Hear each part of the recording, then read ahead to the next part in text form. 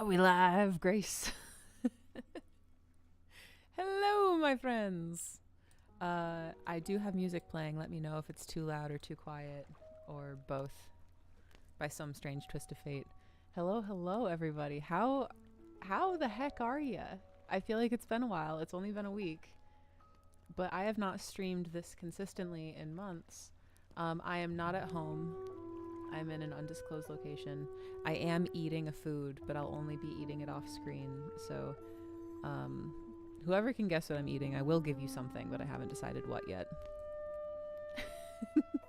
DM John, Russell, always good to see you. Coop Waffles, hello, hello. Blaze, welcome in. KevCon, always a strong member of the early crew. Who else we got? Savage Splendor, hello, hello. Another early crew brigade member. Touch of Evil, hello, hello. Are you live?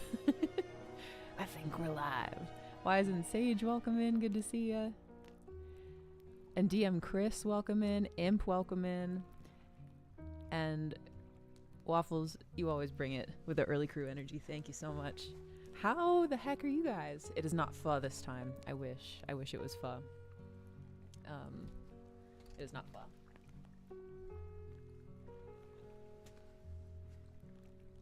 It's also very good though. It's not a soup. That's the only hint you get. I'm gonna not chew into the microphone. How have y'all's weeks been? It's been a while. Cow tongue. Hey, Moonblade and Ty, welcome in. Hey, are you studying up? Hey, if you all haven't heard, keep an eye out for an upcoming project from Adventure Slang Productions called Aired Out, and you might see a lot more of me and a lot more of Ty. And today we're reading. Damn it! I'm not gonna just get lost yapping with you all. We are gonna read. We're 100% gonna read. Can I get chat on screen? Hey, there we go. It's been a while. Chipotle bowl. It is not a Chipotle bowl. It is in a bowl. It's been a while. Read while eating. Number one ways to get yourself banned off of Twitch by me is eating directly into a microphone. I will ban myself. If it's cereal, you lied about soup. I would never lie about soup. Russell, listen to me. Listen to me. I take soup very seriously. Cereal is soup. And hot dogs are sandwiches. And we live in the future. Sorry about it. It's been a crazy, crazy week, gang. I don't know what Castle Zagig is at. Wait, crap. Not that browser. Other browser. Hang on. I always forget how to stream. Every time I do it. $434,093. My brain can't wrap itself around that number. That's crazy. We did not meet our Wednesday goal, so no Crusader 29 and unlimited bread and briar for everybody. We also had Luke's adventures from the world of Okarim that we were gonna spread around as well, but maybe those will, I don't know, maybe we'll find a way. We might use those as a future incentive for something. You know, I've never had a pierogi. Over $1 million for the whole thing. That's the goal. We would love that. We would love to raise $1 million for Castle Zagig. We would make a freaking awesome Castle Zagig with $1 million, but it's gonna be awesome anyway. So very, very exciting. It's been a busy week though. Lots of marketing for Castle Zagig. If you are an Act 1 Castle Zagig backer who has not yet backed Act 2, I'm sorry in advance. You're gonna receive 5 emails over 5 days from me this week. So General Tso's chicken. Ooh, you're closer. That is closer. But no. You must have pierogies. Are they really good? They look really good. Any kind. It's like a hand pie. Is that right? It's like stuff in in folded dough. Yes.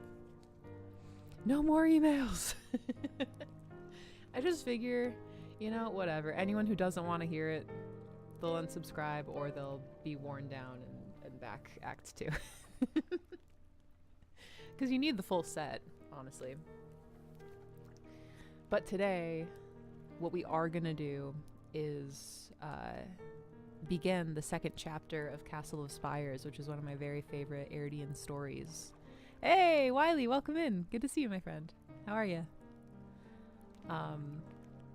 And if you haven't heard this one yet, the Castle of Spires is a story that follows the elven prince Meltaug Lothian as he attempts to forcibly summon the elven people to Aihrde in order to get their help fighting Unklar and defeating the Winterdark.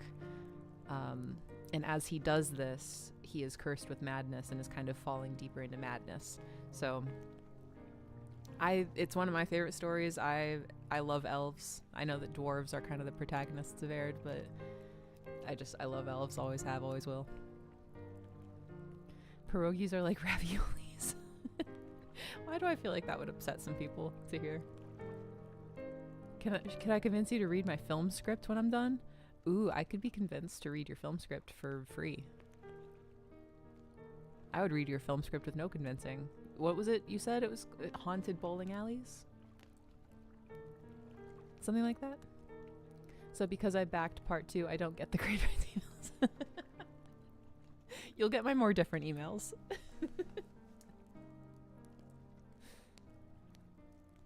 General Tso's elf ears. It just gets like additional body parts of General Tso. Please, he's already dead.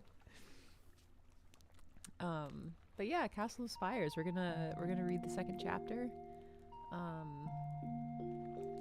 But first we're gonna catch up a little bit more because it's nice. Hey, did you guys tune in last night to Guild Superior over here on Twitch?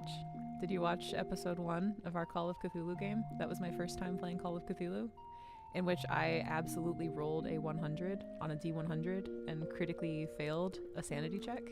And everything that happened after that was pretty crazy. Dungeon Mr. Ty was the... What is it called in Call of Cthulhu? The Timekeeper? The Chronicle Keeper? It's not the Castle Keeper. Ty is the Game Master, and an incredibly talented one. The Keeper. Just the Keeper. Okay, I was complicating it. Ty was the Keeper, and then we had an incredible cast. Dave, who's behind the channel Guild Superior, and then we had Justin, who works for Stranger Comics, which I don't know if some of you OGs might remember the days when we were doing like some cross collaboration with Stranger Comics and promoting their comic Niobe, which to this day I'm still obsessed with. And then Maui from oh my god, wait, I'm having a Reflect Gaming. Oh my god, that like left my brain for a second. Maui from Reflect Gaming, who does incredible work over there as well. It was very cool. I'm gonna be honest, this is one of my favorite actual plays I've been a part of so far. Second only to the Trollord Games actual plays. Calm down. Hey, speaking of Guild Superior on YouTube, how's it going, man? Good to see ya. Jeeper creeper. You creepered my jeepers. I'll tell you that much. I'll give you that one for free. My jeepers, they're creepered.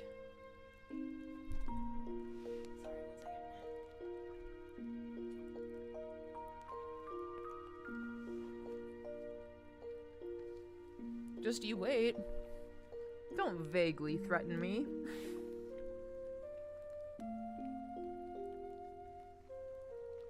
What's happening over here? Am I glad you asked? Hey, Plaid Rocker, welcome in. So today, what we usually do here on Wednesdays is we hang out, we yap, and then we read a little bit of Airdian fiction. So this is actually originally what I was hired by Trollord Games to do when they hired me so many eons ago. Hey Belle, welcome in, good to see you. How's it going? And so today we're working our way through the Castle of Spires, which is actually one of my favorite pieces of Airdian fiction ever published by Stephen Chenault. So yeah, it follows the story of Meltaug Lothian, who suffers from madness, which worsens as he goes on a mission of revenge. So yeah. But right now, we are still in the yapping portion of the stream, which sometimes takes up the whole stream, but it won't today. On my life, it won't. I promise, and that's a promise on God. Hey, Death Angel, how's it going? Good to see you, my friend. I'm driving now. Drive safe, Russell. Good to see you, buddy. How the frickin' heck have you all been? I've just been yapping and talking about my life. How are you guys doing? How's everything? Spring has started here in Michigan. The trees are beginning to get green. I'm very excited about it. I had forgotten the color of the sun. Belle, thank you! Girl, thank you. Here's the thing. They're growing out. It was my first time getting my nails done in like at least a couple of years. I gotta be real. It was so weird at first. I mean, I loved them. I fell in love with them the second I got them. I was so thrilled. But it's like having a thing on my hands, and it's like I can't type the same. But thank you for noticing.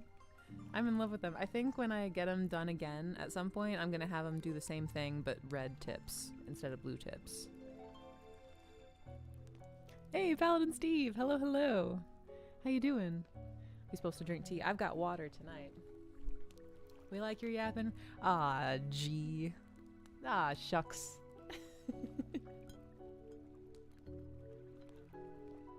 Blood red? Doris Pulaki red. I'll tell you that much. I've already had to mow my grass here in Tennessee. Well, look at you. Should have mowed it a second time by now. Got the gas can in the back. I don't envy that. I've done cherry red nails with black or gold tips. You're kidding. That's really cool. Listen, that's really cool. That's really sick. That is extremely cool. I don't want to like steal your idea, but oh man, red with gold. That's really sick. I've been going on Pinterest and looking for like inspiration for what to do next. It was news to me that you're supposed to do these every 2 weeks. This has been about like 3 weeks now. And I love them. I love having them done. It's just tough to type, especially on like, I'll show you my keyboard, especially on this kind of keyboard where it's like, I don't know. I feel like I'm always like misclicking different keys and such. Hey, love the shirt. I need to go and see you good. Yes, you do, man. Here's the thing. Here's what I'll say. Of all of the conventions that I've been to personally, GameholeCon has the best t-shirts. The GaryCon t-shirts are pretty nice, but they're just not soft. This is like a jersey material that's like just really soft and like drapey. 10 out of 10. Absolute banger of a t-shirt. Spring look was light pink with a green tip. Ooh. That would be really cute. I've been into like abstract sort of shapes. I'll show you my mouse pad. It's kind of dirty. Like this sort of like this kind of thing. I think like blob shapes. But maybe that would be stupid. Like I see a piece of art and I'm like, ooh, maybe that's nails. And then I have no gauge for like whether it would actually look cute on my hand. You know what I mean? I gotta have a clicky keyboard. Need that tactile feedback. You're like a bat with sonar. For 2 weeks, it'll be fun. Rarely can something entertain you for 2 weeks. Like nails, you know? Troll Lord nails! Now we're talking! You know what? I knew that I didn't come up with like an ultra cute brand new brand palette for Troll Lord for nothing. I gotta get Troll Lord nails. That'd be really cute. All the rest of you can go home. Me and Bella are gonna talk about nails. Gas prices are raising the cost to mow the lawn. Yeah, man. Gotta get one of those clover lawns or like moss lawns. Are those still trendy? For a minute, I feel like I was seeing everywhere like, get rid of your lawn. Make it all moss. Make it all clover. That sounds awesome. Very into the idea aesthetically. My dog, I think, would be like a little bit less thrilled. Nerdy nails would probably be huge at cons. Nail artists. Hey, nail artists in the chat. Set up a booth at a con. Do nerdy nails. That'd be so cute. That'd be, I mean, hey, business. I'd visit the booth. I'm still driving, but I have to chime in with the fact I'd definitely do a limited Trollord skateboard. Dude. Don't play with me. Don't just say stuff, because I'll email you. And when I email you, it's real. It's like face painting, but for adults. That's how I think of makeup. It's like face painting, but for grown-ups. Anyway, it's been 20 minutes. I've been yapping. Here's the thing. We're going to read some Castle of Spires. I think what we're going to do is probably just go chapter by chapter with Castle of Spires, and then if there's time left over, then we'll just yap some more. So, hey, thank you all for hanging out. Thank you for joining. I'm seeing so many of you that I saw last night over at Guild Superior's channel where we were doing Call of Cthulhu actual play. I had a blast. That was one of my favorite games ever. Thank you all to everyone who tuned in. And hey, tune in next week, same bat time, same bat place. It'll be Tuesday at 8 p.m. Eastern on twitch.tv/Guild Superior. And we'll be doing it. And you all know the drill here. We're always live over on Trollord Games. Settle in. Get yourself a cozy beverage. We're going to read a chapter of Castle of Spires. We're going to hear some literature. And we're going to learn about elves. Elves in Aihrde, and elves in the Winterdark. Plaidroger is sweet. Thank you. Do come visit me at booths. I'm not going to be at Gamehole Con. If you yell at Steve, maybe he'll send me next year. But I think we are going to be at Gen Con. So those of you that are planning to be at Gen Con, come say hi. Anyway, settle in. Get yourself a bev. We're going to read. And then maybe we'll yap afterwards a little bit. Trolls ah. We begin the second narrative of the Castle of Spires. Last time I read the little preamble, and you know, I wasn't gonna do it, but I am gonna read that again this time. So this is the preamble, the pre-text for chapter 2 of Castle of Spires. It's page 13 for anyone that wants to follow along. The second narrative. For their part, the elves were shattered after the 7 Years' War, most of them dead or lost to the enemy. They hunted their fallen for many years thereafter, and when they found them, they lay them in funeral pyres and burned their bodies. They did this so that the orc ravagers could never disturb the dead. But the burning was a strange thing for the elves, and the bodies were consumed only slowly, so that the smoke of the fire would never spread far from its origin, even after many weeks. In time, the country was wreathed in a wonderful mist, and this mingled with the geysers and steam caused from the great active mountains to the west. The lands bore the name, the Shelves of Mist, ever after. The greatest of the elf losses was Londea herself. She had vanished in the wars. None had seen her fall, nor had her guards and attendants seen whither she had gone. They looked for her most of all, but to naught, and in time, the remaining elves fled to wild places and hid themselves from the enemy, waiting for they knew not what. In truth, some of these elves still live in the wild places of the West, bitter and filled with lamentations for the wars they fought and lost. After the great disasters of the 7 Years' War, some few of the elves fought on. Abracadabra, welcome in. You'll never take me alive. 50 as they counted their numbers. These were led by Meltaug Lothian, and they were called the Vale Knights. Meltaug resembled his father in his youth. His stature stood a hand above those of his fellow elves. His silken hair, long and gold with streaks of silver, he wore in a tight tail at his back. His mail, full plate, shone green in the darkening sun of the winter world, and upon its surface he worked the shapes of the great trees of old.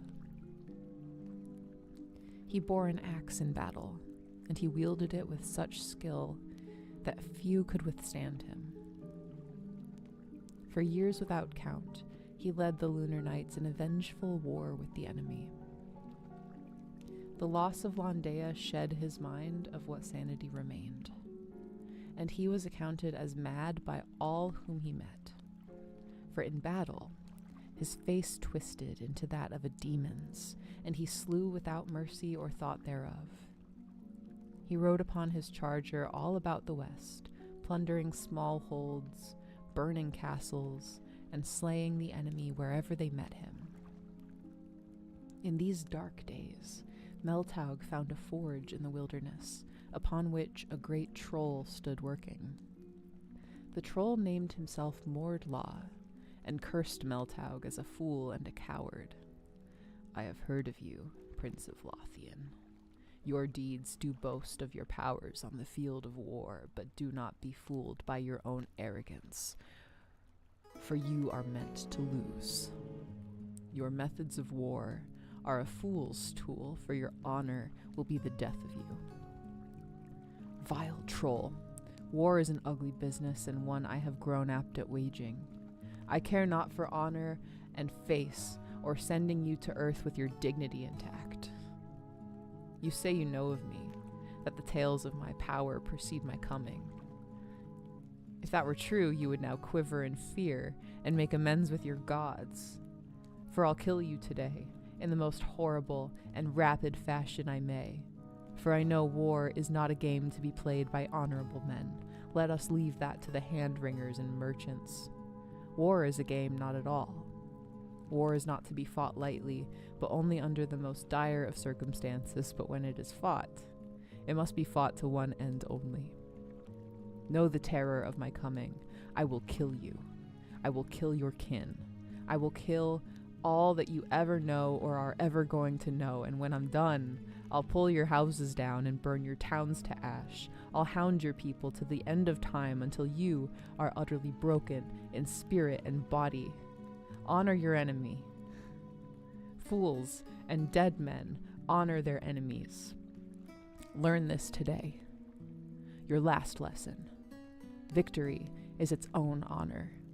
Hey, Tim! Stronghold D&D, welcome back. Welcome back from month 10, my friend. How are you? It was good to see you. You were streaming last night over on Darling Creep Show. It was good to see you. I liked the ears and the chainmail. Hope all's well. With that, Meltaug fell upon Mordlaw, and they fought upon the grounds of the forge. Meltaug's madness was driven by the knowledge of all that he had lost and could never regain. He fought in silence, and he fought the only way men may fight wars: to win. Mordlaw grew dismayed. For long years he had accounted his enemies as weak, for they always sought to fight him face to face, upon equal ground, so that he always slew them with some treachery or through their own morality. But Meltaug drove him heedlessly, and in the end he spun the troll and hamstrung his legs so that he fell upon his knees. He got him real good in the leg, and he fell down to his knees. Without word or mercy, the elf clove the troll's head from its body so that he died upon the earthen forge. In the heat after battle, Meltaug ordered his men to fire the forge, and he gathered ear-gilled metal from the ground. He set to forging a new blade. For many days he labored thus, without sleep or ever recourse to healing his sleeping wounds. He poured his soul into the blade, that in the end he named Noxmoros, meaning Night of the Dead. Cool thing about Earguild metal. Speak up if you know what Earguild metal is, but I'm going to tell you anyway. Earguild comes from the hammer of the Allfather. And while the Allfather was creating the dwarves of Aihrde, he tried and created the humans on accident, and they weren't quite right. And then he tried again, and he created the giants, and those weren't quite right either. And the gnomes and the halflings, and so on and so forth. And nothing was right. And the Allfather kept getting so frustrated and more angry that in the end, he's striking the forge of creation with so much force that his forge shatters, and all of the metal, the forge didn't shatter. The hammer part shattered. The forge was intact. The hammer shatters, and all of the metal of the hammer falls down to Aihrde, where it kind of lies. And so that is Earguild. It is considered the most, I think, precious metal in all of Aihrde. Tremendously magical weapons and magic items and armor can be forged from it. And it comes from the hammer of the Allfather. So I think that is pretty neat. For many long years, Meltaug led his company of knights through a world of war and horror. True to his word, he showed no mercy but slew all he deemed to be among the enemy. In time, he came to hate his own kin for their desertion of the world. He saw them for cowards, and saw too that their hesitation to act had led him and all the world to this pass. His knights, tattered and stained with the terror of their road, shared in his nightmare. They followed him from battle to siege, on through time. Some fell, wounded on the road, and were left in forgotten shelters. Others were lost on the road to what fate few can say. Some died of wounds, others still of longing. But always they rode on. They rode to war. Always to war.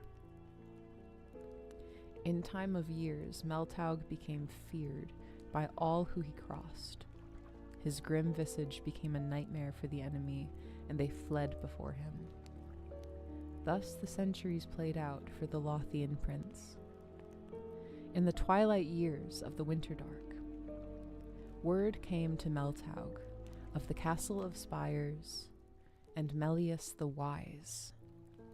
He learned of this magical place which held the gates to the elven kingdoms of Shindolay, and how the wizard kept them shut and bound from all eyes. So, Meltaug turned his steed and company in that direction, though they numbered less than a score. And actually that is the entirety of chapter 2. He kills a troll, makes his sword, learns about the Castle of Spires, and then they're on their way. Maybe we'll read chapter 3, but let's hang out for a little bit first.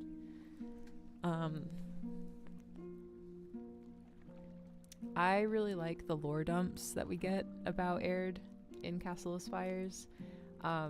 Later in the story, they go over the entire origin of Ineng the Troll, and actually a little bit of his misadventures in Aihrde, which I think is cool. So I'm excited to be reading this. I'm not the creator of Aihrde, but if you guys have any Aihrde questions or things you'd like to discuss, please give me an outlet. Because I love talking about Aihrde. But yeah, I think that the Castle of Spires honestly would make a really good comic book, and I've always thought that. So I hope that you all are enjoying it, even though we're kind of moving through it pretty slowly. I need to get the books now for a soon starting Summer of Siege series I'll be in. Let's go, dude. Is this Wiley's? Or are you in an additional one? The Adventures backpack is so good. I love the Adventures backpack. The classes in there are just phenomenal. Any insight on which class you might be considering?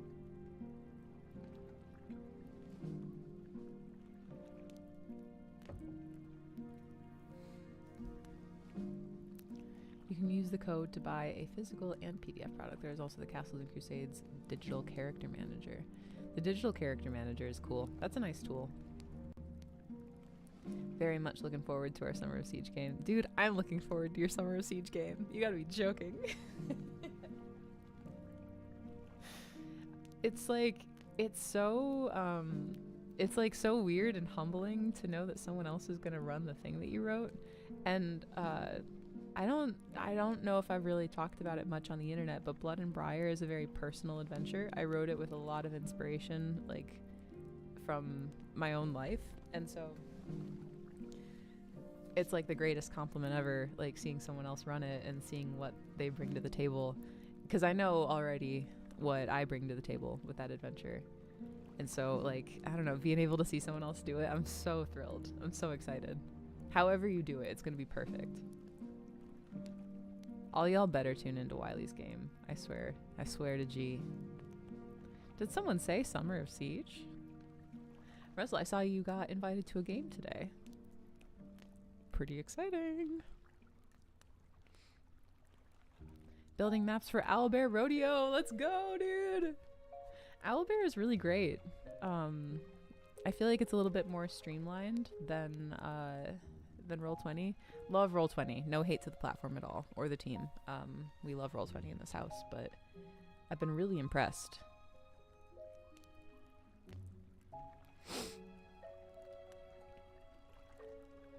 My next purchase is all Grace authored. It'll be a short purchase.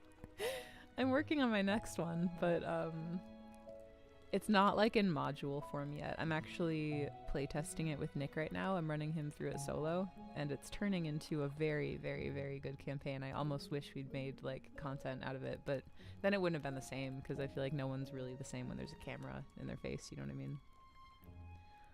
Hobgoblins are not from the Allfather. What is their history?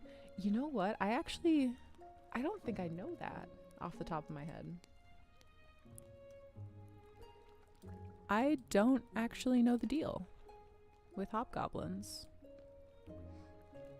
I'm pulling up the Codex of Aihrde right now. I'll kind of browse as we're talking. I did, but I haven't seen what it is yet because Discord is on my phone and won't let me log in. Ah, yes, technology. Hey, Jose, how's it going? Looking forward to the Summer of Siege. So am I, dude. I'm thrilled. How's it going? It's so good to see you. Hey, and Ignis, welcome in. How are you doing? Feels less wonky for sure. I use Roll20 also. Yeah, I mean, I feel like the right answer, if there is one, is like just taking bits and pieces from every kind of software. Fosco, welcome in. Good to see you, my friend. How are you?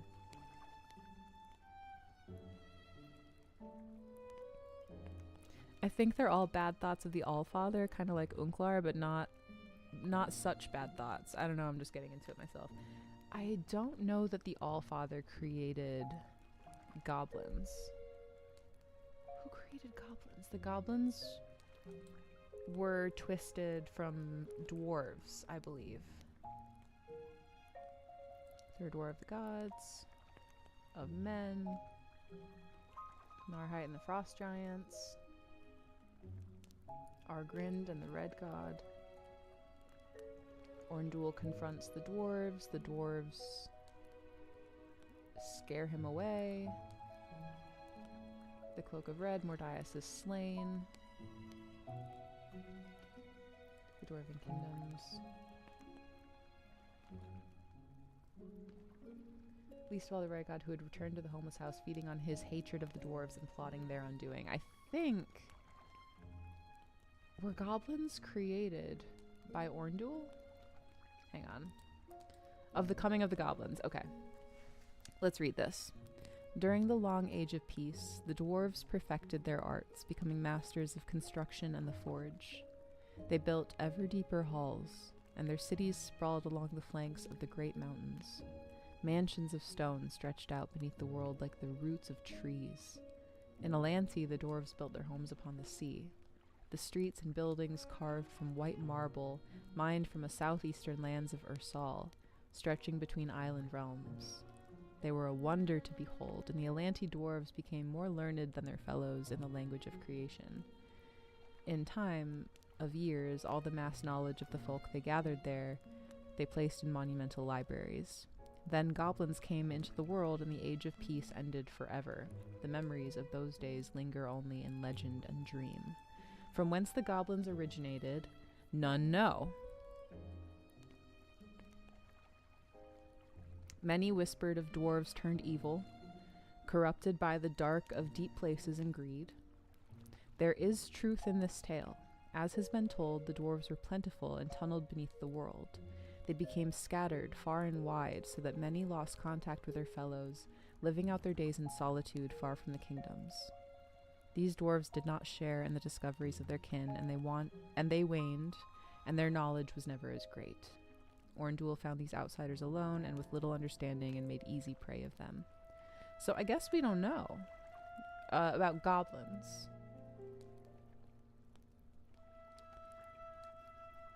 Wait. No. They are dwarves. They are corrupted dwarves. Dwarves who were corrupted by Orndul. The Red God taught these dwarves a vile brand of sorcery. When they mastered it, he revealed his true nature. He sung the song of how he was not of the void, but rather the hidden desires of the Allfather come to life, equating himself to unlimited power. Orndul told of how he stole away into the world and hid himself in dark places. He was not like them, for they consisted of the stuff of the language of creation. They listened with rapt fascination. They changed. Their own spite corrupted them, their bodies shriveled, and their hair fell out. They lost the form which the Allfather had cast for them, and adopted one which resembled nothing the world had seen before, a malevolent reflection of dwarves. Goblins. Fascinating. I don't know where hobgoblins fit into that story. I know eldritch goblins are kind of like I won't dive into the pros again, but eldritch goblins are like powerful mage goblins. And they're the only ones allowed to mate with the queen, is my understanding. Kind of like bees. And Jose, thanks for following us over on Twitch. It's so good to see you. Hey, if you guys like really good art, check out Jose. Jose's a very, very talented artist.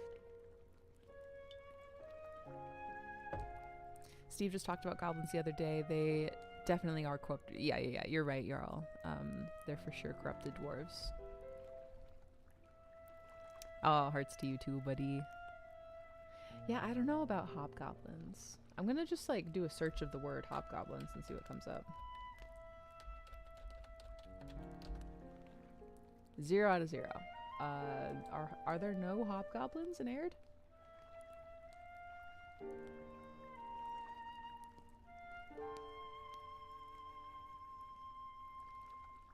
Are there no hobgoblins? That's a huge glass of vodka. Well, hey, you know what? It's 5 o'clock somewhere.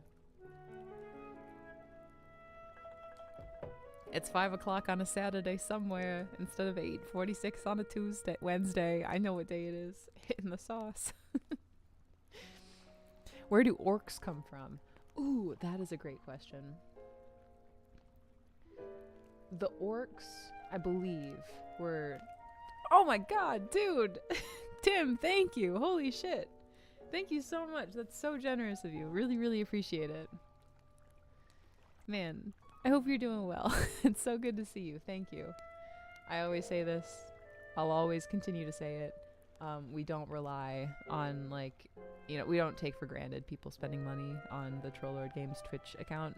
But when people do, and when people give subs and bits and stuff, that gives us stuff that we can then pour back into Twitch, where we can like hire talent and like get more actual plays running up, which is big on the priority list for Summer of Siege. So thank you so much, Tim. We will be putting that to use. Really, really, really appreciate it. Thank you. When's your next stream, buddy? Aren't the first goblins immortal? The eldritch goblins are all but immortal, yes. Regular old goblins are not. I don't believe.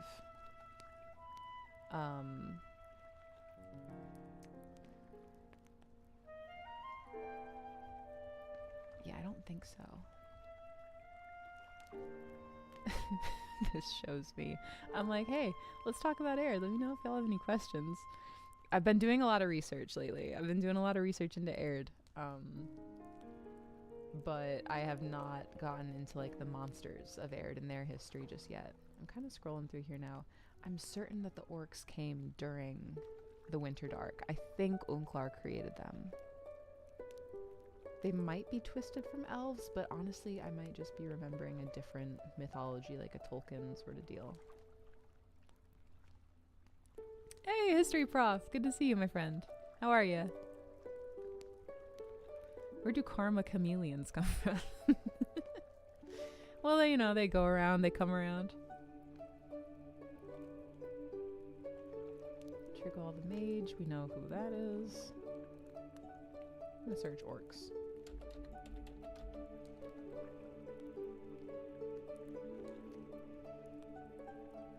Hobgoblins. Hobgoblins. Hobgoblins are in Aihrde. Oh my god.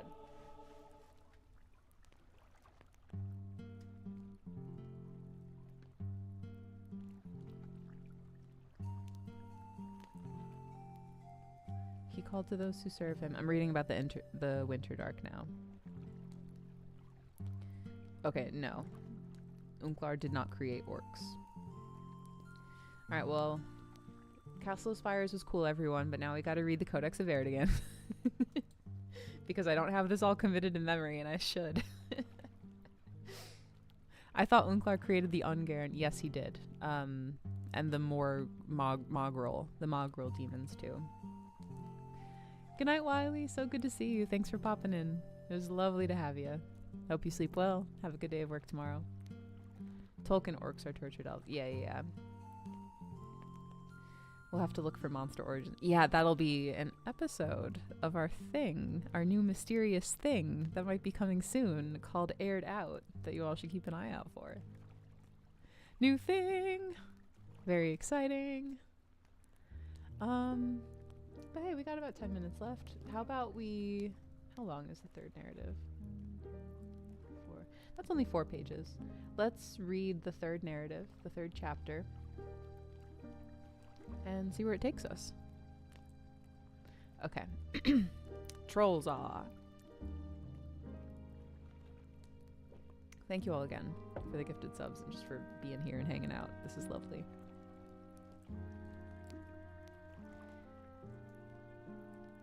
Alright, this is the preamble. I always like kind of debate if I'm going to read that part, but I think I am going to read it. The House of Lothian stood powerful in the councils of the elves. Princes of that house had long ruled vast lands along the slopes of the Rhodope Mountains, and the branches of their kinship were found in all places of the world. Indeed, Ithrandet II, Prince of the House of Lothian, was the architect of the elves' migration to the Outer Realms, where they sat out the long, bitter reign of the Horned God. But the curse of Daladon, the half-elf son of Ithrand, cursed the elves for cowards, and drove some to war for their great shame. His brother Meltaug was one such. Meltaug wandered the world, ever seeking redemption in battle. The swath of his passage was littered with the fallen dead. In time, his rage turned to hatred for his own folk, and he came to seek the Castle of Spires, where stood the gates to the Outer Realms. Grace is tired of us talking about monsters. I'm never tired of talking about monsters. Excuse me. Send the word, Cedric, for we must gather at the Anang and see what strength remains to us. Cedric leaned forward, resting on his saddle and patting his horse on the neck. Ah, my lord, I must confess. This plate wears on my neck and pinches my arm when I bend it. My side is bleeding again, too. I'm weary and could sorely use a rest. The waters at the feet of the Aneng tree would do much to heal me, so for that reason alone, I'll call our folk to gather there, for your quest disturbs me. Use whatever reason drives you, Cedric, I care not. Just gather the folk. I'll meet you there in a week's time. I have business with a witch before I go to the Ashevian Ridge. Meltaug hit... Oh, there we go. Sorry, I thought there was a typo. Hey, Plaid! Holy shit, thank you. Thank you so much, my friend. Thank you. Really, really appreciate it. Rodopi Mountains, I've always wondered how to say it. Surely Steve says it differently than I. I have a tendency to overpronounce stuff in Aihrde. He might say the Rodope Mountains. I have no idea. I'm going to call him Rodopi because I like a loud E on the end of a word. I don't know what that's called, but I think they're nice. Meltaug hit spurs to horse and drove his steed north into the grey pools that surrounded the vast fortress of Aufstrag, where the enemy made his home. Cedric watched him go, scratching his stubbled chin. The thick plate of his lord's armor glistened for a short while in the distance, until it merged with that of his horse. Both man and beast passed over the damp mires and swamps with hardly a trace. Before his master vanished into the gloom, Cedric caught a last glimpse of the great blade strapped upon his back. Nox Moros seemed greater in the shadowy swamp than ever it had before. Cedric turned his steed and rode into the south. There, he called to the Fae to send word throughout all the country, from the Grausenland to the Barren Wood, for the Vale Knights to gather at the Aneng tree upon the Blacktooth Ridge. It's going down. That part's not written. That was me. Meltaug passed over the gloom of Aufstrag's waste with a tremendous speed. His mind was ever bent toward the wrath of war and what hurt he could deliver upon the enemy. His crusade, begun before the long-lost Catalyst Wars that ended the proud reign of the Ethram, garnered him much respite and hatred as well as envy. Few could withstand him, whether good or evil, so great and rage-filled was his countenance. But there were those who could. The fair lady of Gilgum lived in the lands of Al-Liosh long before the coming of the dark. As one of the Fae, she was not bound by the covenants that held man and dwarf, elf and orc. She lived now in the heart of that fetid swamp that surrounded Aufstrag. North and east of the great gate and the causeway she nested, weaving a mist to hide her home and her folk. There at the feet of the enemy, beneath his very nose she dwelt, defying him and challenging him. Ever and anon some foul creature issued forth from Aufstrag to hunt her, for the bounty on her head was immense, and Unklar wished to add her to his cooking pots. But they all failed, and few returned. In the space of a few hours, Meltaug covered the ground a lesser man would have taken days to travel. He came to the edge of the mist, and at last halted to give his steed a rest and contemplate what he would ask the fair lady of Gilgum.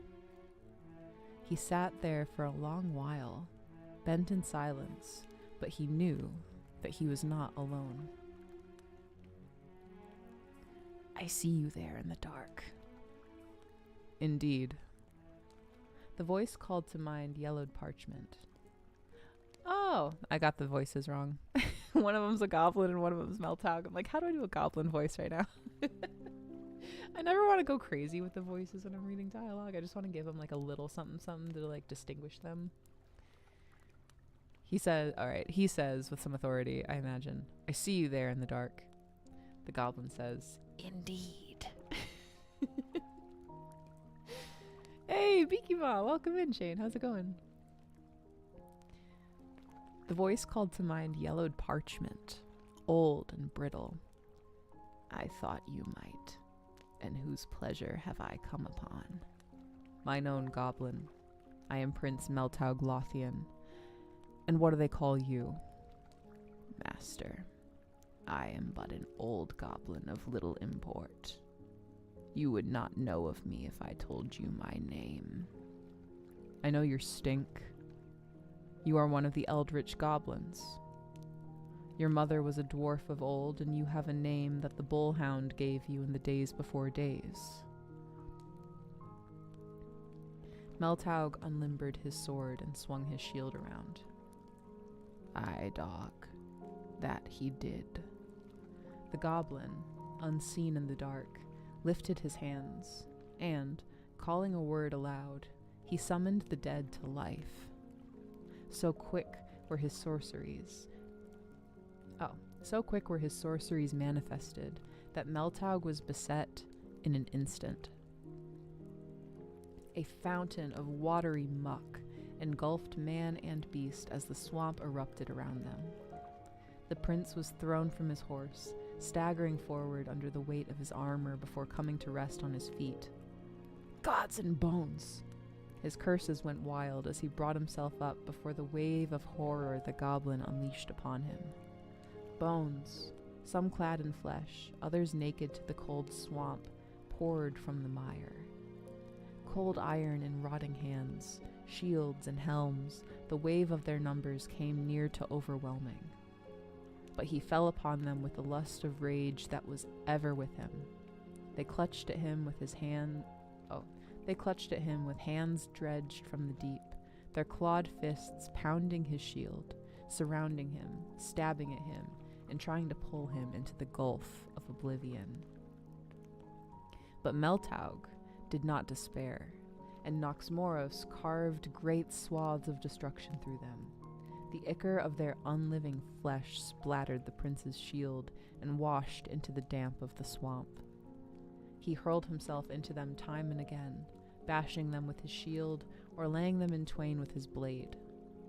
At times he struggled to keep his footing, but always he managed to rally himself and drive the unrelenting foe back. At last, the swamps subsided and calmed, and only one of the undead stood before him. A huge brute with axe and shield, it glowered at him with unseeing eyes. Gods take me. The creature fell upon him in a brutish attack, swinging his axe down hard upon the prince. Meltaug saw grim death before him and threw up his shield to ward off the blow, while skewering the creature through its rotting guts. Hey, Jay. I might go another hour. I was thinking I might end it soon, but I might go for another hour. It's good to see you, my friend. Yeah, I think we're going to be here for maybe like another 30 minutes or hour. We've been hanging out. I hope your stream is going well, my friend.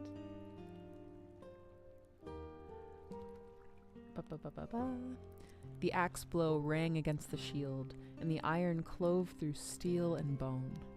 Meltaug staggered back from the blow and cast aside his shield. The blood from his lacerated flesh flowed into the swamp as the creature pressed its restless attack. Blow after blow rained down upon the prince. Some he parried with his sword, others he dodged altogether, but they fell fast and furious. They fell too fast, too furious. The fast and furious, and he was hard set to fend them off. He was saved by misadventure more than skill, for in his dodging, he stumbled into the mist of the fair lady's making. He turned once and saw the beast's axe, and he leapt back again and lost sight of the creature. He thrashed in the misty mire, cursing the creature and calling for it to come to him, but in the end, he yielded to his exhaustion and slumped into the mire. Curse this world and all those who dwell here. In the distance, he could hear the mocking calls of the goblin, but these too were lost in time. We're going to hang out for a little while longer, but I think we're done reading for tonight as we leave it on a cliffhanger. Meltau Glothian, broken, bloody, lost in the swamp. How will he get out of this one? He found out it was about family. It's about drive. It's about how does that song? How does the Rock song for Fast and Furious go? It's about drive. It's about power. We stay hungry. We devour. Not off base for Meltau Glothian. You know? That's kind of like him. Kind of, sort of. So yeah. That was chapters 2 and 3 of the Castle of Spires. I hope that you all are invested. I'm super invested in Meltaug. I think it's really cool to see him struggling with like madness and fending it off and trying to remain strong so that he can continue pursuing his goal. But his goal is a result of the madness, and so it kind of just like, you know, I'm not going to give away the ending or spoil it or anything like that, but it's a very, very good story, and I like it a lot. It's one of my favorites. What are you guys reading? I'm always struggling with my madness as well. Yeah, you know, the madness. Keeping the horrors at bay, what have you. Water is dangerous even in the novels. Yeah, never underestimate a river or a swamp or an ocean or a lake or a puddle. If it was penned by Stephen Chenault, it does have the power to kill, unfortunately. Don't even drink water. Vodka only. I just finished the first draft of a friend's novel. Hey, that's exciting. Tabletop test draft, no way. Tabletop Santa, how's it going? It's been forever. You guys, this is the person who introduced me to the trolls. This is the whole reason I'm here. How's it going? How are you? It's so good to see you, my friend. I hope all is well.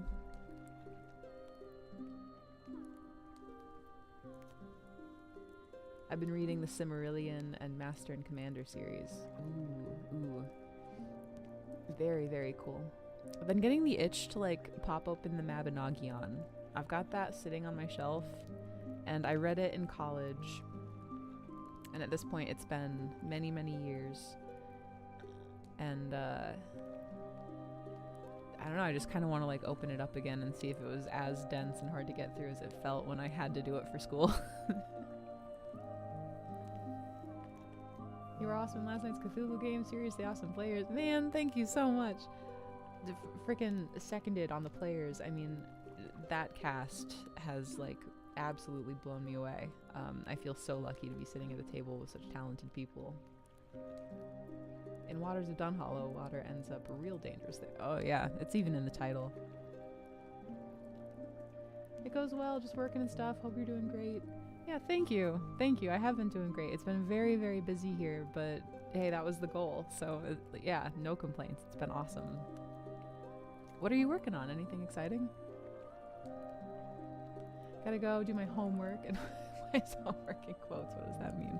Watch Babylon 5. Oh, okay. Gotcha. Take care. Have a lovely night. Thank you so much for hanging out. It was absolutely lovely to see you. Thank you.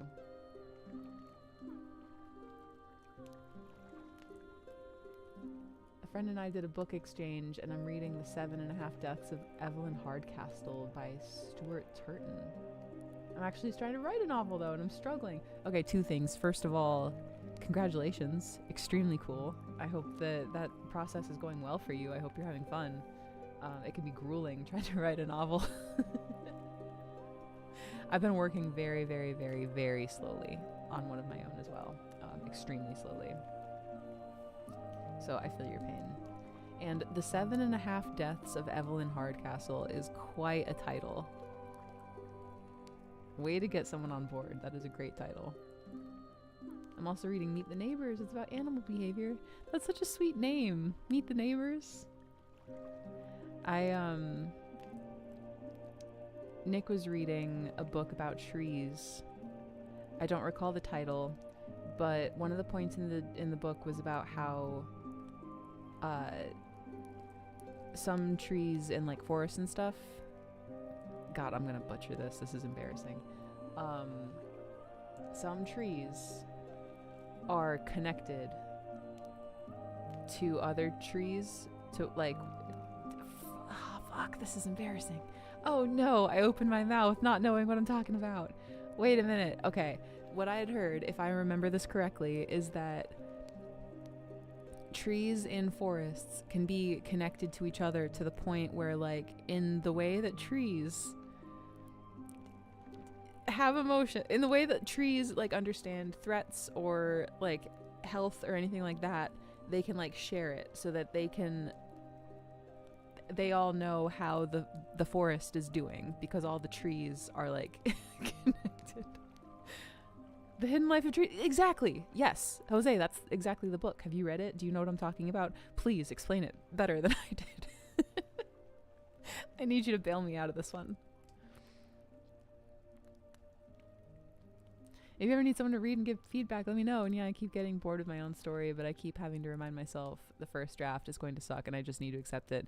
Yes, that is exactly I call it the word vomit stage. You might actually be familiar with what I'm writing. I don't know if this was a while ago, so don't feel like you need to remember this, but we were streaming Honey Pit forever ago, maybe over a year ago now. That was our cyberpunk actual play where it was a 3-piece funk band that was also a mercenary company, and we were trying to like make money, and we ended up starting a coup on Mars, and that holds the title as my favorite actual play of all time. And so I'm writing a little bit about that. Grace got to the root of the problem. Grace is branching out a new direction. Okay, mods, can we ban KevCon? Can we ban this guy? Get this guy out of here. Take him out back. There's just a blam sound in the background. Do you remember that? Oh man, I'm honored. I was gonna, as soon as I mentioned it, I was like, he's not gonna remember that. That was actually forever ago. Hey, Wandering Silence, good to see you. How's it going? I have an audiobook / Royal Road novel set in ancient elven woods. Ooh. An interesting take on elves. If you don't mind an isekai, I'll email the link. What is an isekai? Leave her. Hey, can we ban Wandering Silence, please? Hey, mods.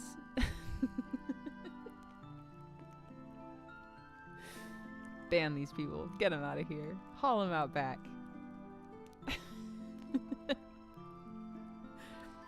You're barking up the wrong tree, buddy. Ah, shit. Damn it. It doesn't work because I said tree. Bad pun. Hey, mods, can you ban me real quick? Mods, can you take me out back? Take me out back. Ban me, please. Get me out of here. Clean it up. Pack it in. Trees infected on one side of... Wait, okay. Trees infected on one side of a first produce... they produce protective reactions when the far sides are getting attacked. That's so interesting. That's really, really cool. Have you guys... Okay. I don't know how relatable this is going to be.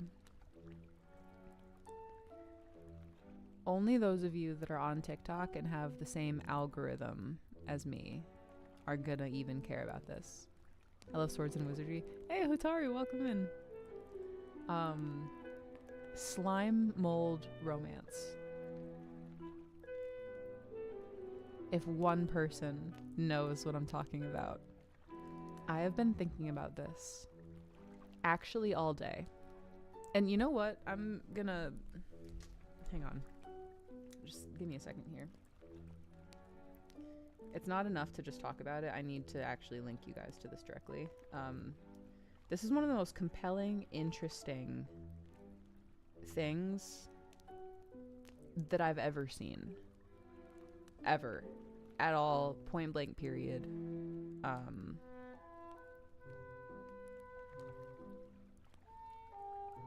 right, hang on. Slime mold romance. Watch that video. Check it out. I freaked out watching that. It's fascinating. There's two slimes on 2 levels of an incubator. Hey, Varl, welcome in. Good to see you. Okay. Oh my God. I'll give you the cliff notes, but watch it seriously. It's an incubator, and it has a top level and a bottom level. And there's 2 specimens of slime mold, which is a type of fungus, on the top level and on the bottom level. It's fungus, Jose. It's slime. It's fungus. And the top one is called Toppy, and the bottom one is called Body.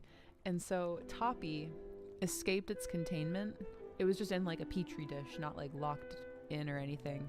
But usually a fungus, if it has like a food source and it's small, it's unusual to see the fungus like spread out and like start wandering for no reason. But immediately Toppy, they can tell from like its movements, is smelling Body below.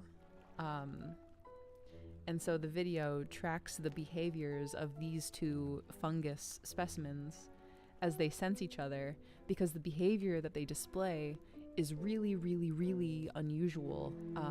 And it gets to a point where like Toppy is trying to find Body below and is like refusing food, doesn't care about food, is doing really risky, like dropping parts of it, because that's like slime mold that's part of its thing, I guess, is like how it moves, is like it creates these dangly bits that can then drop onto other surfaces and continue to spread.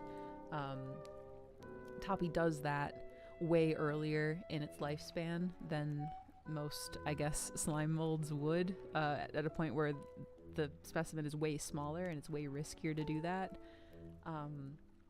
They just really wanted to find each other. It's fascinating. It's really, really cool. Watch the video and come back next week and tell me what you think. That's your homework. I'm assigning you homework right now. You need to watch that video because it actually blew my mind, and I've been thinking about it all day. So they're in love, okay? I'll say it. I think Toppy and Body are in love. I think that they're in love. I think that they were in love in previous lives. I think that they promised to find each other in every lifetime, and I think it's romance. Don't spore us the details. KevCon, I thought you were banned. Get out. Get out of here. Wandering for no reason. Username checks out. Ecology of the slime mold in Dragon magazine style. Listen, I would read this research paper. Were there a research paper published, which I suspect probably there will be. I mean, the guy who was doing the video, I guess, at least has a hobby level interest in slime and fungus. Slime fungus. Oh my god, hey, Lord Kazumba! Jay, how's it going? Thank you for the raid. Welcome in, raiders. You are about to be riveted. You came in on the stupidest conversation. Welcome in. Hey, Mandy, welcome in. Good to see you. Captain Bone, Mech Boy, Canadian Ancient Gamer, always a pleasure. Kai Brightwing, so good to see you again. Lord Forth, welcome in. Hey, Sparkles Mini, congratulations on the 3-stream streak. Most excellent. Welcome in, so good to see you. William DTB Haley, welcome in. 2Cat90, welcome in. How are you? How was your stream? Jay, tell me all about it. How is everything? Let me give you a shout out. I'm a bad streamer. Every time I stream, I forget how to do things. Let me give you a shout out. Everyone in this room knows who Lord Kazumba is. You all know Jay. You all love Jay. Ah, crap, I misspelled it. This is what I'm talking about. I can't do anything with nails. Holy shit. You guys, how's it going? How was your stream? Jay, Grace needs your take on slime molds. Listen, you guys came in at the best time or the worst. We're talking about slime mold romance. Please, if any of you know what I'm talking about by that phrase alone, please speak up. I need the validation that like someone else in my orbit has seen this. I'm gonna link it again.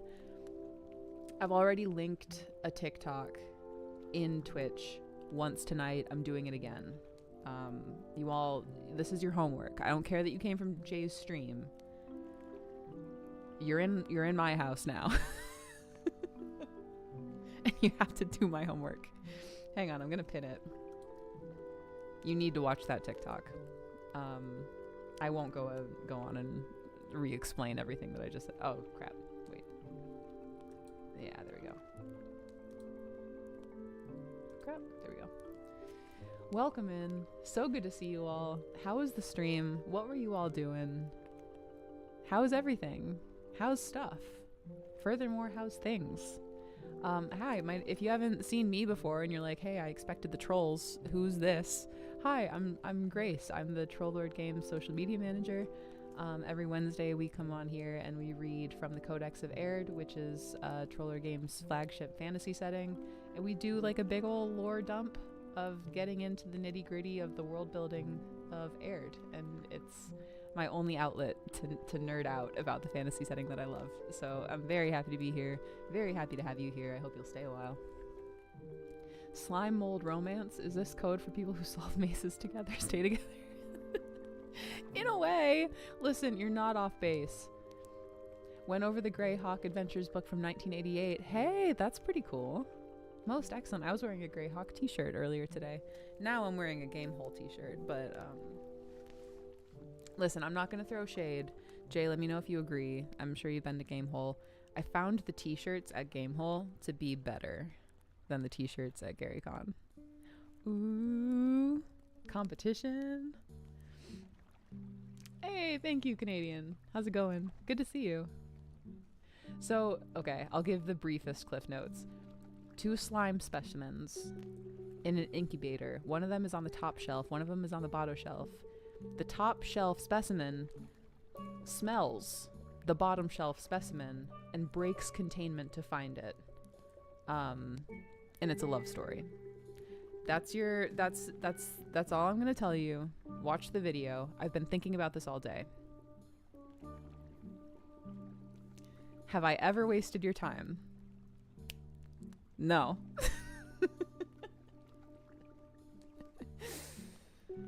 2 slimes and Grace slide into an incubator. No, put me outside. I want to watch it. I'm going to watch with bated breath. Listen, it was literally, okay, so I guess the slime mold, it's this type of fungus. It's called slime mold for everyone that came in from Jay. I'm so sorry. I'm sure you expected Aihrde and like fantasy world building and we're talking about slime mold fungus. They have like pulses. They have like pulses. They have pulses.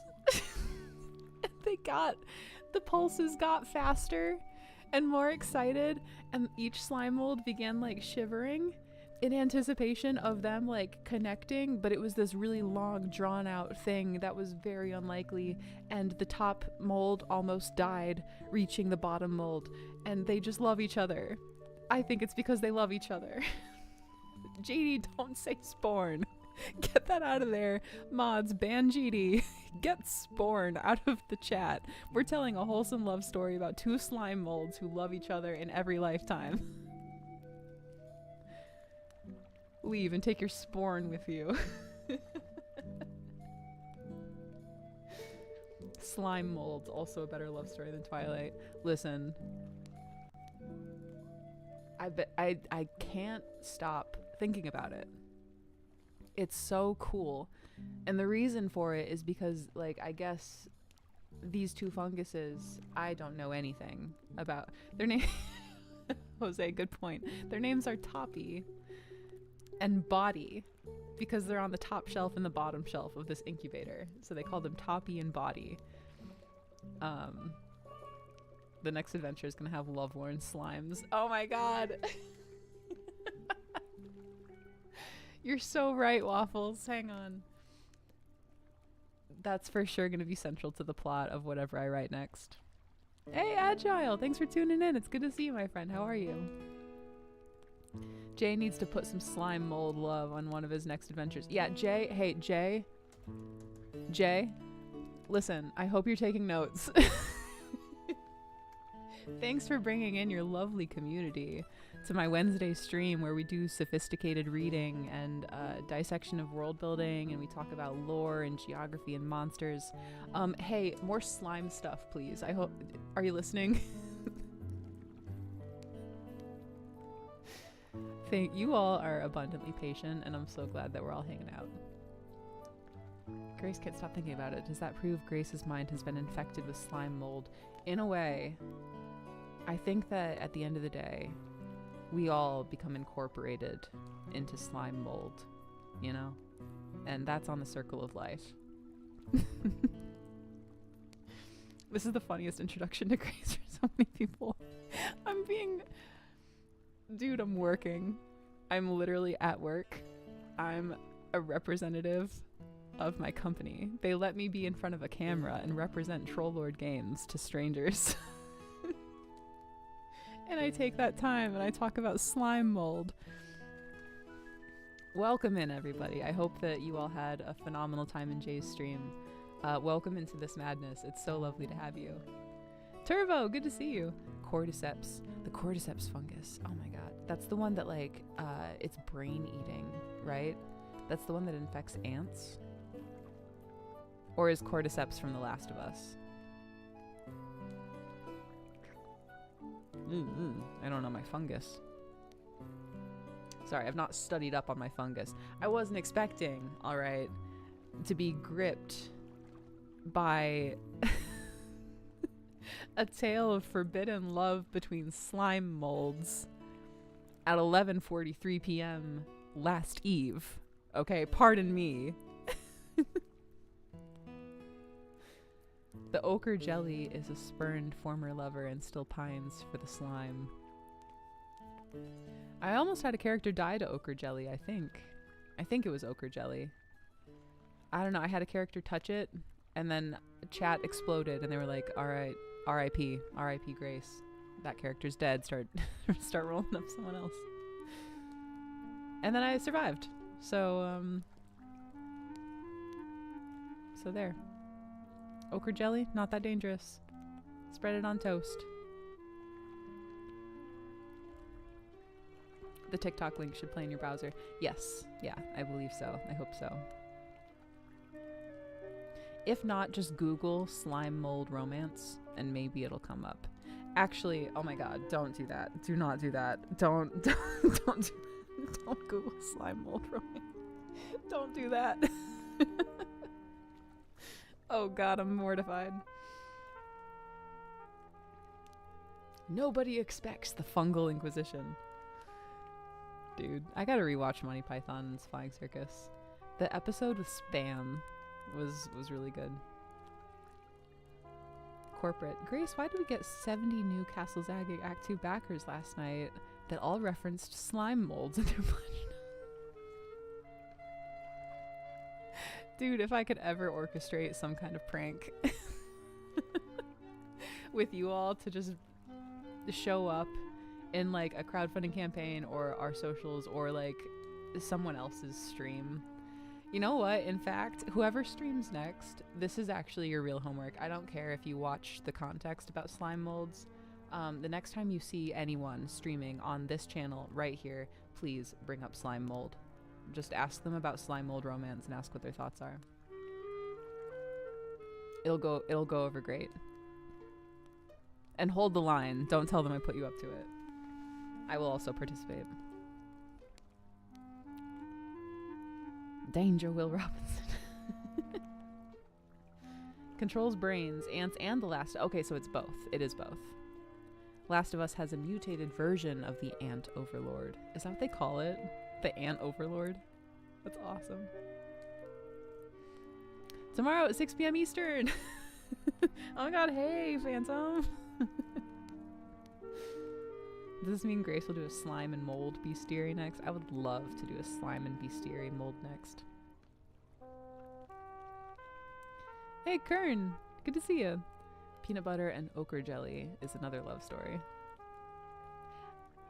Would slime mold go for peanut butter? So what they were... God, I'm going back to like slime molds. In the video, they were feeding each specimen oat flakes. I guess they love that. I want to know that opened up. I just get on something and then I can't get off. I'm so interested in slime mold now. It's fascinating. What do they eat? Would they go for peanut butter? Do they like specific kinds of oat flakes, or does it have to be like a non-flavored, like boring sort? I don't know. Phrasing. No, listen. Phantom, listen. My digital footprint has nothing. If cringe is dead, I'm dead. You can quote me on anything. You can quote me on absolutely everything. Me 2 seconds ago being like, oh my god, no. Can toe fungus ever find love? That's the real question. Does every kind of fungus feel love? The next stream is TLG Chuck on Friday morning. Oh my god, ask Chuck about slime molds. See what he thinks. See his thoughts. Have you seen the slimes that solve mazes? No, but that's awesome. That's so cool. I want to like go into it and like look it up now. I'm like fascinated. I'm on like a slime mold kick. A fungus kick, if you will. This is not the personal growth you all expected. Yeah, sorry anyone who came here for Aihrde and got fungus instead. I don't know. God rolled weird on my random topic generator, so we're getting weird today. It's a short fun vid. Donkey, it did not, if you tried to post a link there, it did not post. If you want to go ahead and post that to the Trollord Games Discord, that would be most excellent, and I'll check it out. Just tag me. We forgot about the slime isekai. Oh my god, that's right. Someone, Waffles, was that you? Were you recommending a book or a series with isekai? If you explained what isekai is, I missed it. Apologies. I got talking about fungus, and the rest was history.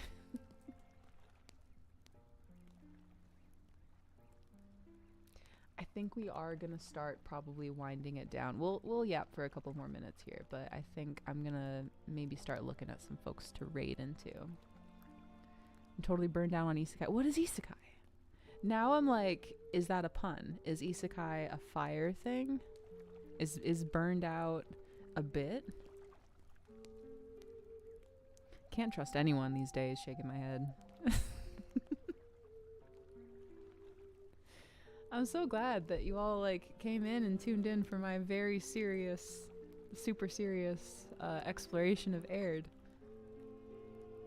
Just watched all the toppy and body stuff. They are probably a heraldry, right? So I'm like, okay, what happens if that's just like in the world? Like, was it specific to these two specimens, or is toppy a world-eating fungus that's gonna sniff out anything? I think that they're in love. Interesting how Toppy got into that sealed glass bottle with pressure. Yes! Oh my god, you watched it! I'm thrilled. Isn't that so weird? Because also, like, it has no... God, I almost said he. It has no reason to do that. It has plentiful food. It has a safe environment. It doesn't need to be, like, spreading around and, like, investigating stuff and looking for things, but it's there trying to get into bottles and merge with body. Why? I'm gonna, like, go crazy. I'm gonna rip out my hair on stream. Hey, Jeremy, listen, you have tuned in at the right time. What are your thoughts on slime mold romance? Jeremy, I need you to check the pinned message here and watch that video. I'm very interested to know your thoughts. I have not been able to think about anything else today. I won't explain the whole thing again. I will spare everyone that. What's on the rubber cap? Yeah, Toppy is obsessed with the rubber cap. Why? Slime mold romance is our 6-7. Oh my god. It is too. Slime mold romance. When in doubt. It's a perfect bit. It's a default bit. Most excellent. Okay, on that note, I've yammered on about slime mold romance for way too long, so I am going to do us all the favor and find us somebody to raid here.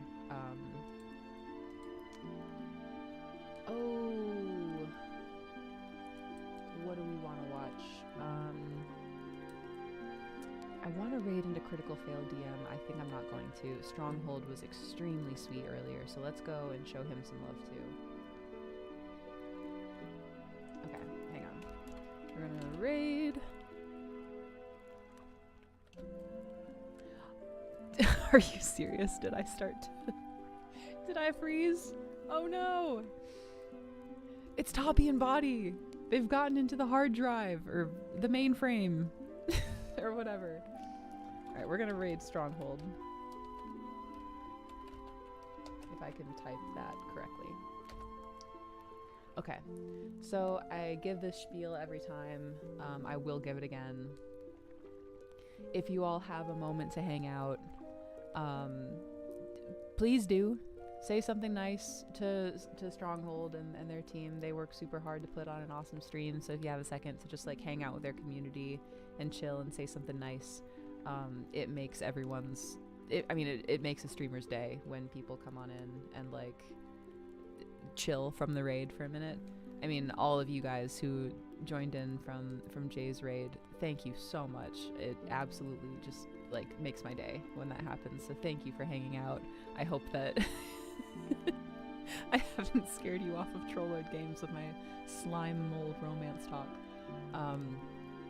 But let's go into Stronghold. We'll keep the love going, keep the party going, and just hang out and have a lovely night. Thank you all again. Can't wait to be back here next week on Wednesday. Monday we will be back with more actual play of Castle Zagig. This Friday you can tune in this morning to the morning of Friday to hang out with Chuck. On Tuesday I will be over at Guild Superior and Steve will be back here, and on Wednesday we'll be back here. So for now, go in peace, make the words do good. I'll see you next time. Goodbye.